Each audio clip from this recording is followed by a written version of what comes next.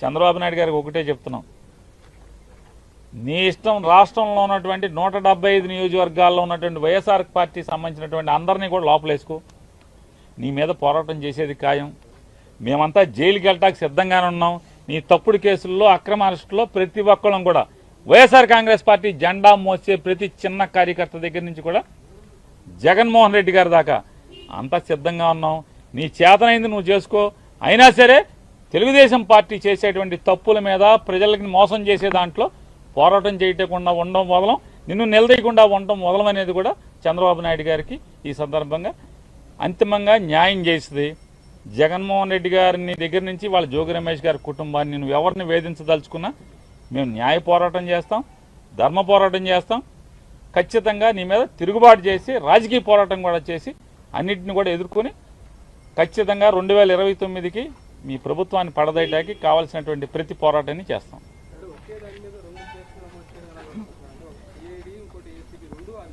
ఏమండి పద్ధతులు లేకుండా వినాయక్ గారు, పద్ధతులు ఉంటే అనుకోవచ్చు, ఇదేదో అడ్డగోలు కేసులు తప్పుడు కేసులు ఏదో రకంగా మానసికంగా వేధించాలి, తప్పుడు కేసులు పెట్టాలి, లోపలేద్దామనే నిర్ణయానికి వచ్చాక ఇక అసలు ఒక డిపార్ట్మెంట్ కట్టిందా 2 ఇది కాదు రేపు ఇంకో డిపార్ట్మెంట్తో ఇదే కేసు ఇంకోటితో కూడా కట్టిస్తారు, ఇంకో చోట కూడా కట్టిస్తారు. ఇక తప్పు అని చెప్పేవాడు లేడు.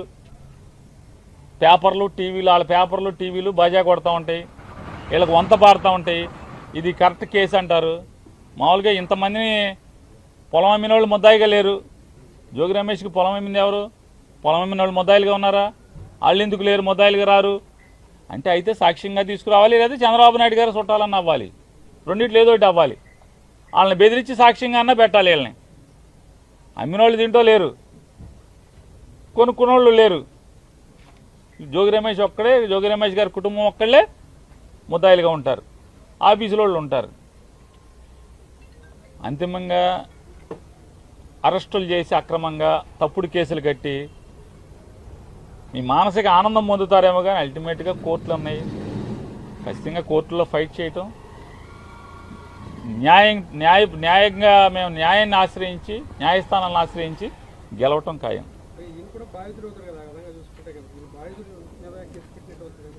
అదే అన్నా, నీకు ఉచ్చం నీచం వాయు వరుసలు ఏం లేవు.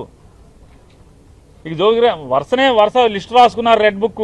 రెడ్ బుక్ రాజ్యాంగం, రెడ్ బుక్లో ఎవడెవడున్నాడు ఆయన్ని మానసికంగా వేధించాలి, కేసులు కట్టి లోపేయాలి, సునకానందం పొందాలి. దీనికి వస్తుంది తప్ప ఏముంది?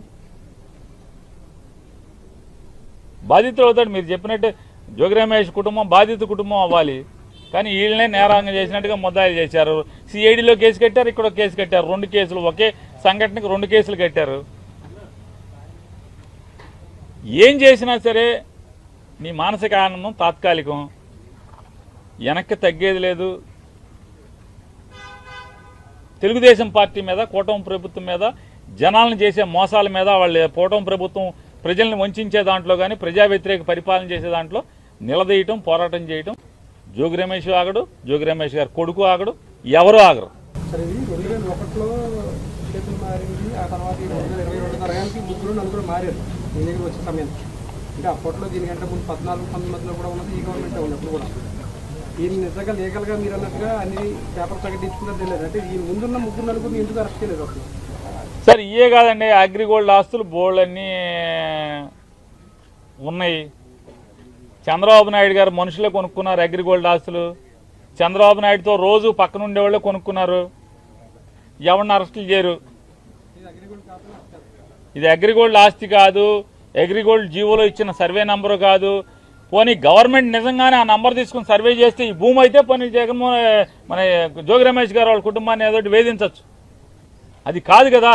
ఆ సర్వే నెంబర్ తీసుకొచ్చి ఫీల్డ్ సర్వే చేసినా కూడా ఆ భూమి ఇది కాదు. ఆ భూమి ఎక్కడ ఉంది, ఈ భూమి ఎక్కడ ఉంది.